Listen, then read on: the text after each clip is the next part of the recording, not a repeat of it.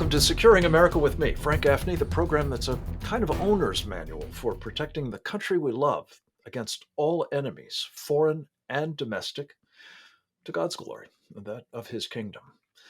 I am always pleased when we have a chance to talk to people who have taken an oath to do just that, to protect our country, to protect its Constitution against all enemies, foreign and domestic. One of the most distinguished of them is our next guest. He is Colonel Grant Newsham, United States Marine Corps retired. He is a man of many parts, served as a Foreign Service officer in addition to his service in uniform. He has also been a very successful entrepreneur in the Western Pacific, usually based out of Japan. These days, he is a senior fellow of our Center for Security Policy, for which we're very grateful. And among other things, a co author with Dr. Stephen Bryan of an important new document, a report on what we need to do to help protect Taiwan. And we're going to talk with him about that in a moment. Colonel Newsham, first, let me welcome you. Good to have you back in house virtually, as always. Well, thanks very much. Glad to be here. I want to start, as I did yesterday with Gordon Chang, by just getting your take, informed, interestingly, by your own personal interest in the matter. You are a participant in something called the Thrift Savings Plan of the United States government, the world's largest retirement fund. I want to ask you, Colonel, about the response that you would have to an initiative that is now, all other things being equal, hurtling down the tracks, will be unveiled in June by the Thrift Savings Plan's Oversight Board, something called the Federal Retirement Thrift Investment Board, to have you and other participants have the option, mind you, but the option to put up to 25% of your savings into one or more of 5,000 mutual funds that they're going to make available through something called a mutual fund window. The question that makes this so important, I think, to us and our audience and our mission here at Securing America is this retirement board has no interest in letting people like you know whether any of these mutual funds would involve investments in companies owned or controlled by the Chinese Communist Party. Your thoughts about whether this is advisable, attractive to an individual investing as you are, um, or particularly sensible given what we know about what's going on in China on the one hand, financially, economically, and more to the point, what those investments in Chinese companies would likely involve, especially for men and women like yourself in uniform these days. Well, I suppose it's quite a good deal that they're offering because it gives, say, American servicemen, servicewomen, and government employees, it gives them the opportunity to invest in the country that wants to kill you. Yes, Think about a that. signal This idea. is this is the People's Republic of China, run by the Chinese Communist Party, and they have been very clear about their intentions, and that is to kick America out of Asia, to dominate the United States, dominate the world, and just read their press, just listen to what the officials say, and they're talking about killing Americans. You had one official sort of say, well, we're going to have to kill 5,000 Americans to teach them a lesson. Turn Los Angeles into a sea of flames. Now, boy, that's quite an offer that the thrift savings plan is giving people who are actually going to go out and do the dying. It's just mind-bogglingly stupid, and I'd like to hear the justification for it. Oh, other than you have to be in China, it's big. Well, it's a Right. country that has no legal system, has no property rights. It has black prisons. It harvests human organs. It is contrary to every notion of human rights and individual liberty that we think is important.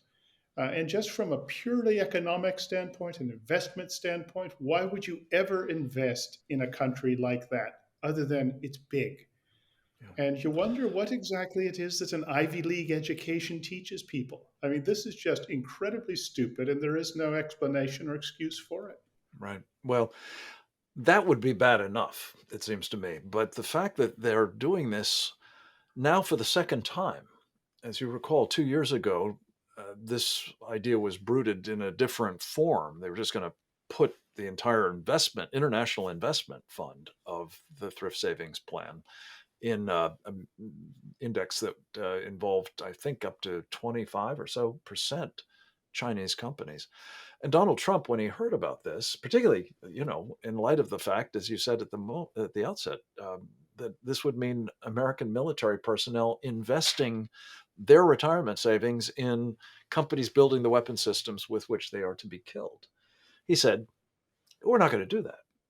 Not only that, but as I think you know, Grant, he subsequently uh, promulgated an executive order saying we're not going to be none of us, not American government workers, not anybody, not Americans, are going to be investing in Chinese companies that are doing this sort of thing that threaten our national security or engage in human rights abuses. And interestingly enough, Joe Biden sort of revised and strengthened in some ways that executive order with one of his own back in June of 2021. So all of this is operating as is legislation that was adopted, I think, unanimously in the House and Senate, saying, we want to get out of companies that don't conform to our accounting requirements, which of course includes all the Chinese companies. So it just boggles the mind, as you say, that this retirement fund is doing this. And I guess the question I have for you specifically, sir, is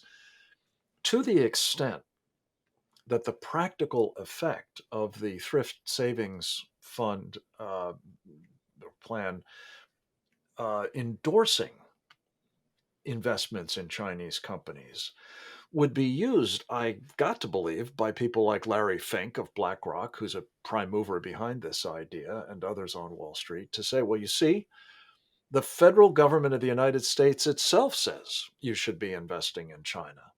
It would presumably incentivize people well beyond the thrift savings plan participants to do the same. And I assume you would not consider that to be advisable, would Well, it's not just imprudent, it is just malpractice, if not you? malicious. There's absolutely no justification for this. And you're right, this does tend to erode any sense that we need to be on the defensive against communist China that has said they are going to destroy us.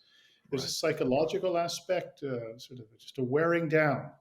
And this is for the financial industry, is that they just will not take no for an answer. They won't listen actually when they're ordered not to do something. They just keep coming and coming. They are incessant. I Yeah. think that you have, unfortunately, one doesn't like to say it, but the word amoral Mm. would be a charitable description of it. When you look Yeah. at particularly how this thrift savings plan has this China issue has worked out, to tell the president of the United States, we don't care. Mm. Just think about the chutzpah. This is something way beyond that. That it is. Yeah. It's not really the kind of people you want handling your money. It's if Indeed. these were guys talking up an investment somewhere else, you'd think they were idiots. And Yeah. this is about what we're saying here. Amoral is one word for it. And I actually favor one that is a little stronger. I think it's treasonous, honestly. And the fact that so many of these people are what have been described by the Chinese as their old friends on Wall Street and are used as part of their elite capture operation to influence American policy and obviously to ensure that China continues to have access to this incredible amount of money is a serious mistake, as you say. Colonel Newsom, I'd ask you to hold just a second. We're going to come right back with more about Taiwan, Okinawa, and the Western Pacific with Grant Newsom right after this.